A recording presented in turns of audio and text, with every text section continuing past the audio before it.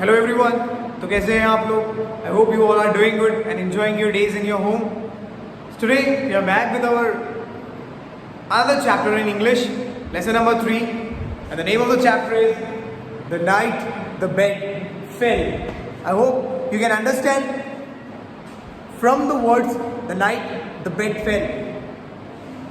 You can understand what is in the chapter. This might be a funny chapter, this might be a serious chapter, and we can say that this can be a horrorous chapter. That can be, you can find it a horror or something else. So this is our chapter number 3 from the book A, class 7. So let's get started. I just want each and every one of you to take out your books with your pencil, so that if there is any hard words, you can underline it, note down in your rough note, get used to it, what is the word, so that you can enhance your skills and you can get the knowledge and you can use it later on in your days. So let's get started with our chapter number 3, The Night the Bed Fell. First of all, हम author के बारे में पढ़ेंगे. Who is the author? Author कौन है? James थर्बर्ड. What's his name? The name of the author is James Thurber. He was born in 1894 and he died on 1961. He was an American author. He was from America and he's an American author, a cartoonist, journalist and a playwright. So he was basically an all-rounder. Thurber cartoon and short stories were published regularly in the New Yorker. So इनकी जो James Thurber जो हैं, इनके जो short stories हैं और जो cartoons जो ये बनाते थे, ये रेगुलरली पब्लिश होते थे. किस में होते थे? The New Yorker. So New Yorker, it's a magazine और it's a newspaper. He went blind in both eyes, but that never stopped him from writing or drawing.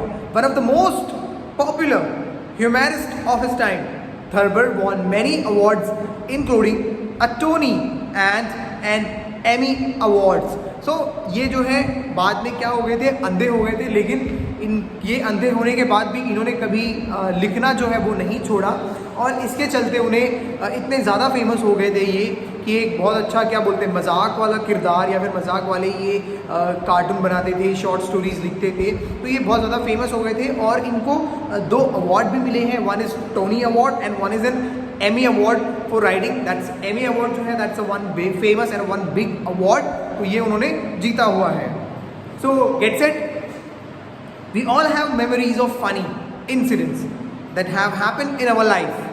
Many of them have everyone rolling in laughter every time they are retold. तो हमारी ज़िंदगी में ऐसे काफ़ी सारे incidents या फिर ऐसी काफ़ी सारी मेमोरीज होंगी जिसको हम जब बोलते हैं तो क्या होता है, हमें हंसी आती है और जिसको हम सुनाते हैं वो भी हंस के क्या होता है, लोटपोट हो जाता है. तो आप लोग अपनी लाइफ में पीछे मुड़ के देखोगे कि आपके लाइफ में क्या हुआ है, फ़नी इंसिडेंट्स क्या हुए हैं. आप लोग खुद ही सोच सकते हो, आप लोग एक दूसरे से शेयर भी कर सकते हो.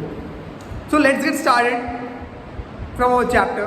The first line, I again want to say, keep your pencil with you so that you can underline the hard words. अपनी पेंसिल अपने साथ रखिए ताकि जो भी hard words आए, जो भी कुछ ऐसे tough words आए जो आपको लग रहे हैं, you can underline it and you can ask me later. I suppose that the high water mark of my youth in Columbus, Ohio, was the night the bed fell on my father. So what was the author saying? उनकी जवानी का जो सबसे peak time था उस समय Columbus Ohio में उनके फादर के ऊपर what did fell? The bed fell. So the bed fell not on him but on his father. It makes a better recitation unless, as some friends of mine have said, one has heard 5 times or 6 times, then it is a piece of writing, for it is almost necessary to throw furniture around, shake doors and bark like a dog to lend the proper atmosphere and verisimilitude to what is admittedly a somewhat incredible tale. Still, it did take place. So, कुछ incidents ऐसे होते हैं जो हम हमारे दोस्तों को 1 बार नहीं 2 बार नहीं काफ़ी बार सुनाते होते हैं और वो लास्ट में क्या हो जाता है, सुन सुन के पक जाते हैं। तो ये एक ऐसी स्टोरी है जो ऑथर ने अपने फ्रेंड्स को काफ़ी बार सुनाया हुआ है, but this time he is taking a paper and a pen to write down this chapter. So some might think that this is not true, some might think this is fake, but ये हुआ है, ये कोई fake नहीं है, ये कोई भी कहानी नहीं है, बट ये चीज़ हुई है। So now he's going into deep into his story कि आखिर हुआ क्या था। It happened then that my father had decided to sleep in the attic one night to be away where he could think. तो एक रात क्या होता है, इनके पापा डिसाइड करते हैं that he would go to the attic to get a sleep. Attic here, the meaning of attic is, we can say, to store room. We can compare, or the room just below the roof. So that is attic.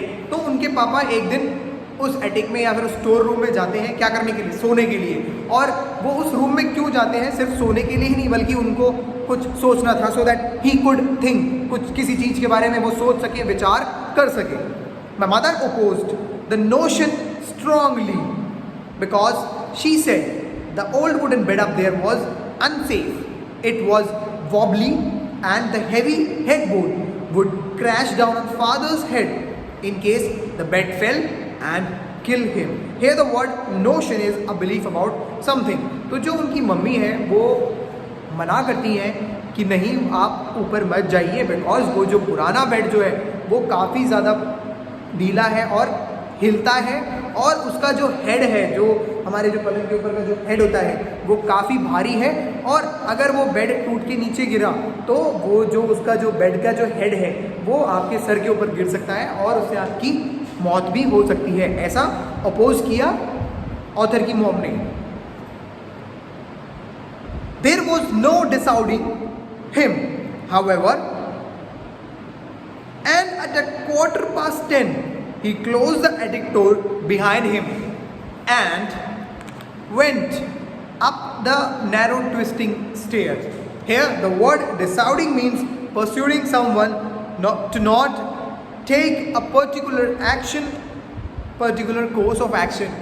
Simple words में बोले कि कोई घास नहीं दिया, जो mummy ने जो बोला पापा ने उनकी बातों को बिल्कुल भी ध्यान नहीं दिया, नज़रअंदाज करके वो अपने 10:15 बजे, 10:15 मीन 10:15 बजे वो ऊपर अपने स्टेयर्स में, ट्विस्टिंग स्टेयर्स यानी ऐसे घुमावदार स्टेयर से वो ऊपर के कमरे में चले गए। We later heard ominous cracking as he crawled into bed. Grandfather, who usually slept in the attic bed when he was with us, had disappeared some days before. तो जब वो पापा बेड पे चढ़ते हैं तो उन्हें ऑमनियस आवाज़ आती है, जैसे अपन लोग बेड पे चढ़ते हैं तो कुछ आवाज़ आती है ना, और जो स्पेशली पुराना बेड जो होता है तो उसमें से की आवाज़ आती है जब कोई भी बेड के ऊपर चढ़ता है। तो पापा उस तरह से बेड पे ऊपर चढ़े तो वो आवाज़ नीचे तक आई। एंड कुछ समय पहले तक उस बेड पे कौन सोता था, उनके दादाजी सोते थे, और पिछले कुछ दिनों से दादाजी भी डिसअपियर्ड हैं, यानी दादाजी भी गायब थे। On these occasions he was usually gone 6 to 7 days and returned growling and out of temper, complaining about incompetence of those who ran the country. और बेसिकली दादाजी के साथ यही रहता है, दादाजी घर छोड़ के चले जाते हैं और 6-7 दिन बाद वापस आते हैं गुस्से में बड़बड़ाते हुए, और कोसते हैं, किसको कोसते हैं कि जो हमारा जो देश चला रहा है वो अच्छे नहीं है, हमारा देश अच्छे से नहीं चल रहा, इस तरह से गुस्सा करके कोसते हुए 6-7 दिन बाद वापस घर पे आ जाते हैं। We had visiting us at this time a nervous first cousin of mine named Briggs Beale, who believed that he was likely to cease breathing when he was asleep. So उसी समय उनके घर पे उनका जो फर्स्ट कज़न है, उनके भाई जो है, कज़न ब्रदर जो है, वो भी आए हुए थे, and the name of that cousin brother is Briggs Beal. और उन्हें क्या लगता है कि वो नींद में मर जाएंगे, यानी नींद में उनकी सांस रुक जाएगी और वो मर जाएंगे, उन्हें ऐसा लगता है ब्रिग्स बील को। It was his feeling that if he were not awaken every hour during the night he might die of suffocation. और उन्हें ऐसा लगता है कि वो हर 1 घंटे में अगर उठे नहीं तो वो उनकी मौत हो सकती है बिकॉज ऑफ सफोकेशन। तो उन्हें ऐसा लगता है, किसको, ब्रिग्स बील को। He had been accustomed to setting an alarm clock to ring an interval until morning, but I persuaded him to abandon this. तो वो क्या करते थे, उनकी ये सोच की वजह से वो क्या करते थे, हर एक घंटे में वो कस्टम्ड अलार्म रखते थे, हर एक घंटे में बजने वाला अलार्म रखते थे और श्योर करते थे कि वो उनको कोई सफोकेशन, उनका दम नहीं घुट रहा है और वो ठीक है, जिंदा है। वो इस तरह से वो अलार्म रख के वो अश्योर करते थे। लेकिन ऑथर ने क्या किया, इस चीज़ के लिए उनको काफ़ी मना किया, और क्योंकि आई गेस ऑथर के रूम पे ही वो सोएंगे, तो एक एक घंटे के अलार्म में रात को जब भी कोई सोता है तो एक एक घंटे के अलार्म में उठना और बहुत मुश्किल होता है, एंड उससे क्या होता है, बेसिकली नींद भी हमारी ख़राब हो जाती है। तो ऑथर ने उस चीज़ के लिए उसको काफ़ी मना किया। He slept in my room and I told him that I was such a light sleeper that if anybody quit breathing in the same room with me I would wake instantly. तो उन्होंने ये बताया, author ने अपने भाई को, cousin को ये बताया कि मैं जो हूँ वो बहुत ही क्या हूँ, लाइट स्लीपर हूँ, यानी उनकी नींद जो है वो बहुत कच्ची नींद है। अगर छोटी सी भी थोड़ी सी भी आवाज़ आ जाती है तो वो क्या हो जाते हैं, वो उनकी नींद खराब हो जाएगी और वो जल्दी से उठ जाते हैं। He tested me the first night, which I had suspected he would, by holding his breath. After my regular breathing had convinced him that I was asleep. So उन्होंने क्या किया, जो उनके फर्स्ट कजिन है, टेस्ट किया author के ऊपर कि ये जो बोल रहा है सही बोल रहा है। तो उन्होंने कुछ अवॉच करी और ये अश्योर किया कि ये जो है जल्दी उसकी नींद टूटती है नहीं टूटती है। सो बेसिकली इस तरह से उन्होंने जो ब्रिक्स बील थे, उन्होंने अपने कज़न के ऊपर या फिर जो ऑथर है उसके ऊपर क्या किया, ऐसा एक टेस्ट किया कि जो भी ये बोल रहे हैं, जो उनके जो कज़न है, ये भाई जो है बोल रहे हैं, वो सच है या झूठ है। So in this chapter we will stop here because it's already a 12-minute video. I don't want to make it too long because अगर मैं ज़्यादा बड़ा वीडियो बनाता हूँ, I hope you won't understand it.